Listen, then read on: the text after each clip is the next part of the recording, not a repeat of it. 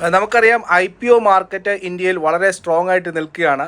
അതിനൊരു കാരണം സെബിയുടെ ഭാഗത്തു നിന്നുണ്ടായിരുന്ന പ്രോസസ്സിംഗ് ടൈം കുറഞ്ഞതാണ്. കാരണം 2022-23 സാമ്പത്തിക വർഷത്തിൽ ഒരു IPO കംപ്ലീറ്റ് പ്രോസസ്സിംഗ് നടക്കണമെങ്കിൽ സെബിയുടെ ഭാഗത്ത് നിന്ന് ഏകദേശം 129 ദിവസം എടുത്തത് ഇപ്പോൾ ഏകദേശം 107 ദിവസമാണ് എടുക്കുന്നത്. അതായത് 17% കുറവാണ് പ്രോസസ്സിംഗ് ടൈമിൽ വന്നിരിക്കുന്നത്. ഇതിന് കാരണമായിട്ട് പറയുന്നത് സെബിയുടെ കയ്യിൽ ഒരുപാട് പുതിയ എംപ്ലോയീസ് വന്നിരിക്കുന്നു. പിന്നെ സെബിയുടെ ആർട്ടിഫിഷ്യൽ ഇൻ്റലിജൻസിൻ്റെ യൂസേജും ഒരുപാട് സഹായിക്കുന്നു.